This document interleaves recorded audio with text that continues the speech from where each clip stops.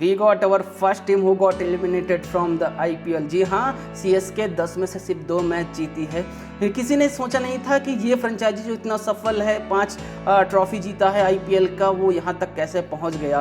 क्योंकि IPL के auction table पे माना कि इन्होंने यंग फायर पावर पे उतना इन्वेस्टमेंट नहीं किया, यंग प्लेयर पे नहीं किया। इन्होंने स्टैब्लिश प्लेयर के लिए जो ऑलरेडी IPL खेल चुके थे, उनको लगा कि वैसे प्लेयर को लाएंगे और वो परफॉर्मेंस करके इनको दे देंगे। बट ऐसा कुछ हुआ नहीं, कुछ तो प्रॉब्लम हुआ। CSK के साथ ऐसा क्या है, आइए कुछ डाइसेक्ट करते हैं, एनालाइज करते हैं कि what went wrong with CSK। और आपसे हम कमेंट बॉक्स में चाहते हैं कि आपको क्या लगता है कि CSK इस बार क्यों क्लिक नहीं कर पाई। प्लीज़ मेक श्योर कि आप कमेंट बॉक्स में बताइए। चलिए बात करते हैं।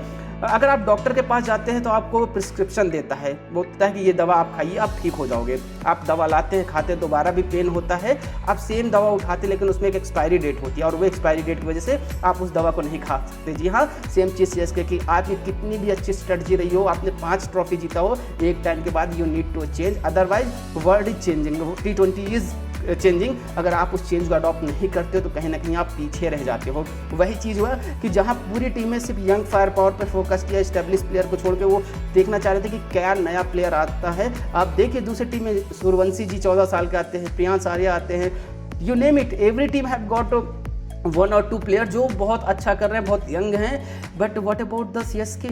You got only few names when they are already verge of elimination, right. जब 5 मैच हार गए उसके बाद नया प्लेयर आया जो नए बच्चों को मौका दिया। डिवॉल्ट ब्रेविस को अभी वो लेके आए हैं, सैम करन को मौका ही नहीं दिया। तो कहीं ना कहीं मुझे लगता है वो स्ट्रेटजिकली फ्लॉस था। ऑक्शन टेबल पे जो नहीं दिखी चीज़ें वो ग्राउंड पे आके अब दिखी कि भाई you have to change, you have to adopt. Second, इनके पास कोई बैकअप कप्तान नहीं है। Honestly MS Dhoni is not bad at all, best wicket keeper हैं, लेकिन एक एज होती है। अब उनके चेहरे पे, उनके स्ट्रेटजी पे एवरीवन इज़ नॉट जज्ड कि MS धोनी कैसे गेम चलाते हैं।